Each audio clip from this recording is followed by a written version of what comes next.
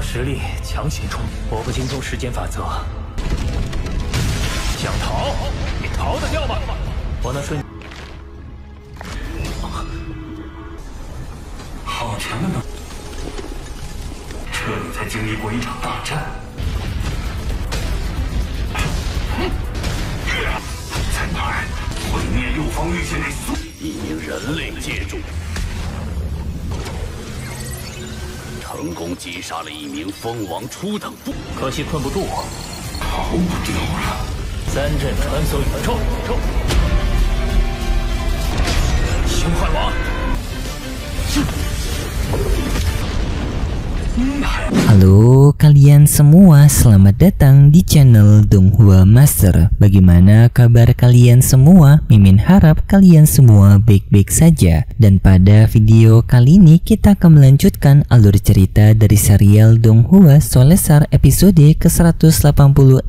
Dan sebelum kita masuk ke cerita terbaru, mari kita sedikit mengingat cerita sebelumnya, yang dimana pada cerita sebelumnya Lo Feng telah selamat dari kejaran CWK menggunakan jasa bantuan teleportasi dari Kaisar Fantasi Bintang, yang setelahnya juga Lo Feng merasakan adanya sebuah aura harta langka, yaitu logam langka yang dibawa oleh para anggota dari ras Nashi. Dan setelahnya Lo Feng kembali ke tempat camp manusia, yang di sana Lo Feng menjual harta jarahan dari ras Automaton, yang Lo Feng membeli alat pelacak baru, peningkatan untuk rata Rebing Cloud karena Andiying, dan juga kristal Dewa Api, yang setelahnya pun rata Rebing Cloud telah menerobos Rana Andiying. Dan juga Lo Feng kembali ke benua Yanjin untuk melawan ras Nashi agar bisa mendapatkan logam langka incaran Lo Feng, dan itu merupakan inti cerita pada cerita sebelumnya. Kalau gitu pun sekarang langsung saja kita masuk ke bagian cerita terbaru. Cerita ini berlanjut dengan Lo Feng yang marah kepada ras Nashi karena ras Nashi sendiri telah banyak membuat masalah kepada ras manusia yang mengakibatkan banyak korban jiwa dari ras manusia akibat penyerangan dari ras Nashi. Ras Nashi yang mendengar itu, ia tak percaya jika Kaisar Seperak akan mau tunduk kepada ras manusia, yang di sini ras Nashi masih belum mengetahui bahwasanya tubuh tanduk emas merupakan ras manusia yang berasal dari Lo Feng. Nashi mencoba untuk membujuk Kaisar tanduk emas untuk tidak tunduk kepada manusia, tetapi Lo Feng tentu saja tidak mau, dan lalu pun terjadi pertarungan di antara mereka berdua, yang dalam pertarungan tersebut Lo Feng dibuat kaget karena di tengah pertarungannya Lo Feng merasakan pergerakan yang ia alami tiba-tiba saja melambat.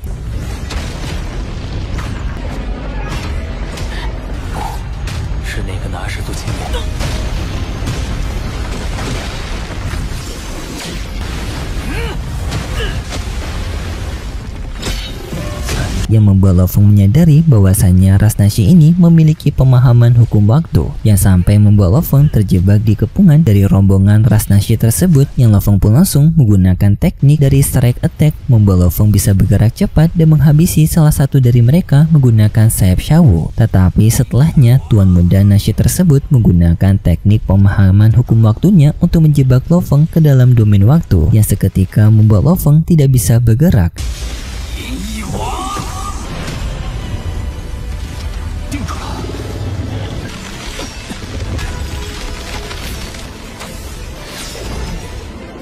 Dan setelahnya pun Tuan Muda Nashi bersama dengan anggota tersisa yang masih selamat, mereka berdua langsung kabur dari tempat pertempuran karena mereka sadar mereka tidak akan bisa melawan Kaisar Sayap Perak. Sedangkan untuk Lo Feng yang terjebak di dalam domain waktu, Lo Feng mencoba untuk terbebas dari sana menggunakan seluruh kekuatan dari tanduk emas.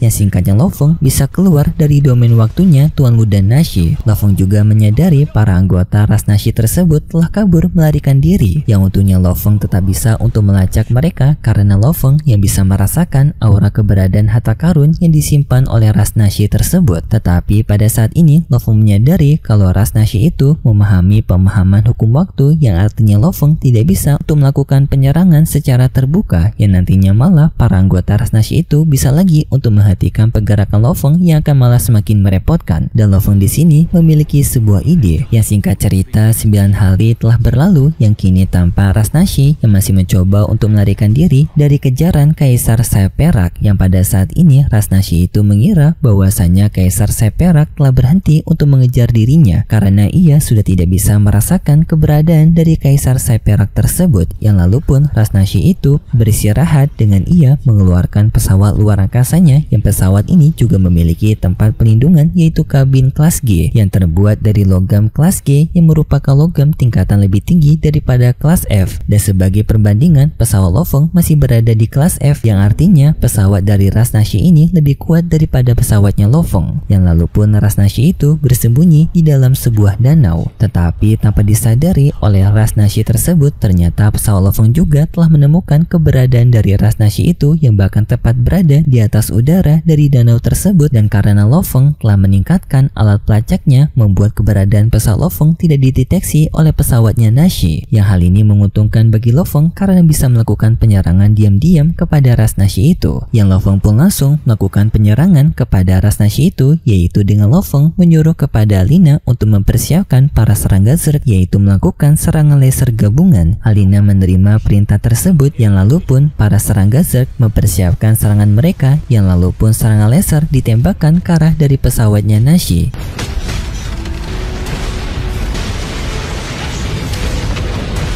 Yang seketika membuat ledakan dahsyat sampai membuat retakan dimensi dan juga menghancurkan pesawatnya Nashi, yang sekarang hanya tersisa kabin pelindung kelas G yang dimiliki oleh pesawatnya Nashi, dan Tuan Muda Nashi berada di dalam sana. Yang serangan dari serangga Zerg tak disangka tetap mampu untuk bisa menimbulkan kerusakan kepada kabin kelas G-nya Nashi sampai menghancurkan 3% energi undyingnya Nashi. Dan setelah serangan tersebut, Nashi keluar dari kabin kelas G-nya, tetapi di sana Lo Feng langsung mengejar Nashi menggunakan tubuh tanduk emas, membuat Nashi menjadi sangat kaget karena tak disangka Kaisar Sayap Perak masih mengejar dirinya, yang membuat ia juga kebingungan apa kesalahan dirinya kepada Kaisar Sayap Perak sampai membuat Kaisar Sayap Perak mengejar dirinya habis-habisan.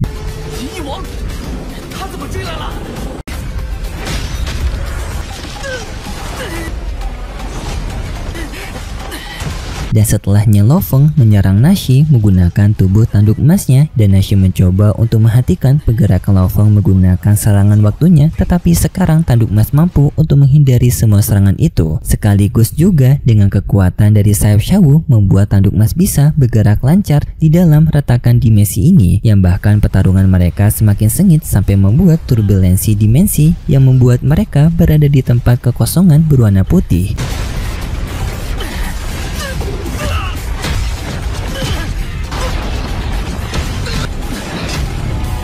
Yang singkatnya Lo Feng terus menghajarnya sampai membuat mereka kembali lagi ke dalam dunia nyata, yang di sana Nashi mencoba untuk menyerang tanduk emas menggunakan cambuk waktunya, tetapi cambuk waktu itu ditangkap oleh tanduk emas, yang lalu Lo Feng memanfaatkannya untuk menarik Nashi dan menghajarnya, yang sampai pada akhirnya mereka kembali lagi ke dalam retakan dimensi, yang di sana Lo Feng langsung melemparkan kristal dewa api ke arah Nashi.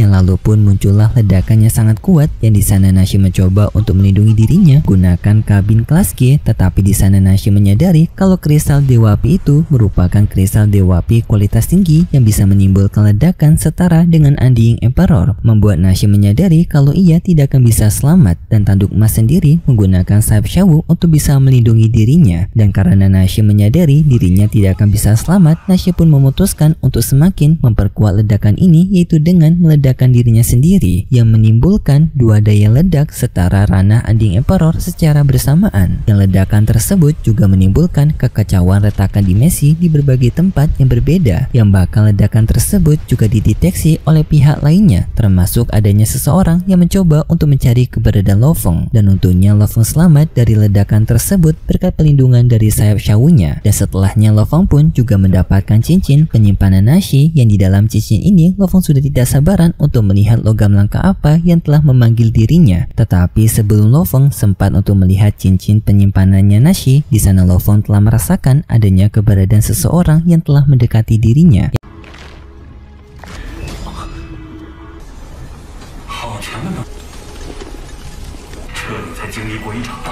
Yang lalu pun kita diperlihatkan seseorang misterius yang juga telah berada di ranah Undying Emperor muncul untuk melihat situasi ledakan yang telah terjadi sebelumnya. Yang di sini ternyata orang misterius ini ia telah menerima sebuah sinyal yang dikirimkan oleh Nashi, yang ternyata sebelum Nashi tewas sebelumnya ia sempat untuk mengirimkan koordinat mengenai lokasi keberadaan dari Kaisar Sayap Perak. Yang lokasi itulah membuat si pria misterius bisa datang ke tempat ini untuk mencari keberadaan dari Kaisar Sayap Perak. Yang di sana si orang misterius juga datang bersama dengan Chiweka, dan di sana Chiweka langsung membuka formasi penjara heksagon untuk mencegah Kaisar Sayap Perak kabur dari lokasi ini. Sedangkan untuk Lo Feng, ia sekarang telah berada di perubahan manusianya untuk bisa menghindari pelacakan dari pihak musuh, karena Lo Feng sadar pihak musuh sedang mengincar tubuh tanduk emasnya. Tetapi sebelum Lo Feng sempat kabur dari wilayah itu, tiba-tiba saja penjara heksagonnya Chiweka menutup jalan kabur Lo Feng, membawa Lo Feng terperangkap di dalam penjara heksagon itu. Tetapi untuk lokasi Lo Feng masih belum dideteksi oleh Chiweka, dan setelahnya Chiweka bersama dengan si orang misterius yang kemungkinan besar orang misterius ini merupakan Kaisar Blackjet karena ia memiliki kemampuan teleportasi. Dan di sana mereka berdua mencari keberadaan Lo Feng, yaitu dengan Chiweka mengeluarkan alat pendeteksinya untuk mencari keberadaan Lo Feng, dan ditemukan adanya 82 tanda mencurigakan yang kemungkinan merupakan lokasi keberadaan dari Kaisar Sayap Perak. Yang langsung pun Chiweka bersama dengan Kaisar Blackjet mereka langsung mencoba untuk menghancurkan lokasi misterius itu.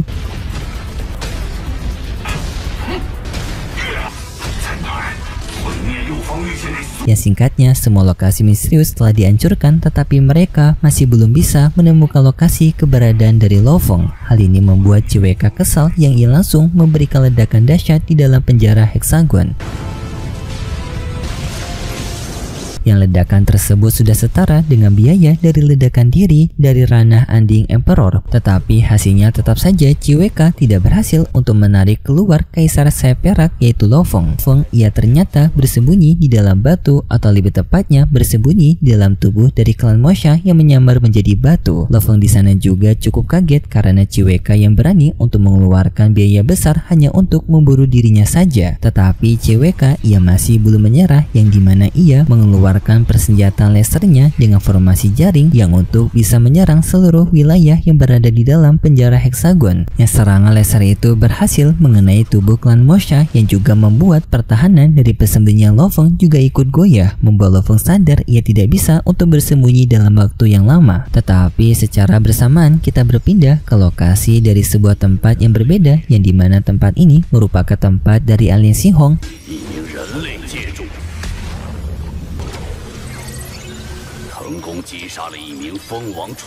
Yang di sana mereka telah mendapatkan laporan baru bahwasanya adanya ras anggota manusia yang telah berhasil mengalahkan Undying Emperor, yang dimana maksudnya ini adalah Lo Feng yang sebelumnya telah mengalahkan Nashi, yang Nashi sendiri telah berada di ranah Undying Emperor tingkatan rendah. Dan menurut persyaratan dari aliansi Hong, bagi siapapun yang bisa mengalahkan Undying Emperor, maka orang itu telah memenuhi syarat untuk bergabung bersama dengan aliansi Hong. Tetapi yang membuat mereka kaget, menurut laporan orang yang telah mengalahkannya masih berada di ranah penguasa sektor, membuat mereka tak percaya dan bertanya-tanya bagaimana cara pria itu mengalahkan Undying Emperor. Apakah ini merupakan bantuan dari tanaman merambat yang dimiliki oleh pria tersebut? Yang dimaksud tanaman merambat ini bisa merupakan tanaman penelan bintang ataupun rotan Ravenclaw. Para anggota aliansi Hong mereka mencoba untuk memeriksanya, yaitu dengan mereka mencoba untuk melihat rekaman pertarungan Lo Feng. Tetapi kita kembali lagi di tempatnya Lo Feng yang masih dikejar oleh Chiweka dan juga Kaisar Blackjet, yang di sini Lo Feng sudah tidak mampu untuk bertahan diri dengan tubuh klan Moshanya, yang Lo Feng pun memutuskan untuk kabur dari sana menggunakan tubuh tanduk emasnya. Yang hal ini pun seketika membuat Chiweka merasakan keberadaan Lo Feng, yang langsung pun Chiweka bersama dengan Kaisar Blackjet mereka berdua pergi mengejar Lo Feng.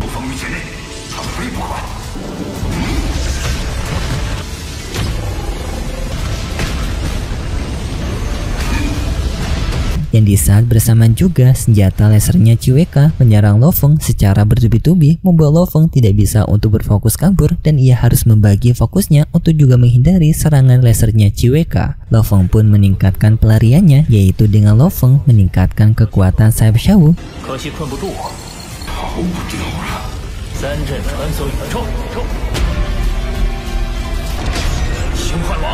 Yang singkatnya, Lo Feng bisa meningkatkan kecepatannya yang pada akhirnya bisa membuat Lo Feng keluar dari penjara heksagon. Yang setelahnya juga Lo Feng meminta bantuan kepada Kaisar Fantasi Bintang, yang di sana Kaisar Fantasi Bintang langsung menteleportasikan Lo Feng dari tempat tersebut yang membuat Lo Feng pun bisa kabur dari kejaran Chiweka dan juga Kaisar Blackjet.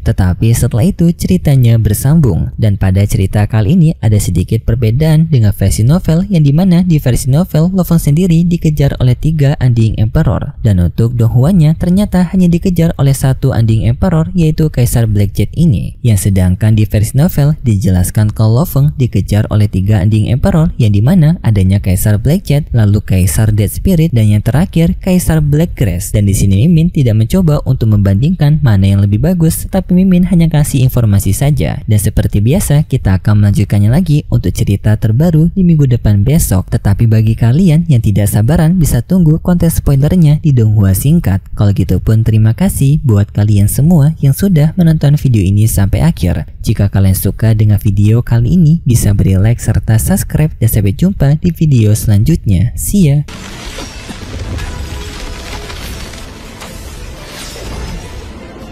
只能靠实力强行冲，我不精通时间法则。想逃，你逃得掉吗？我那瞬，好强的能，这里才经历过一场大战，在哪儿？毁灭。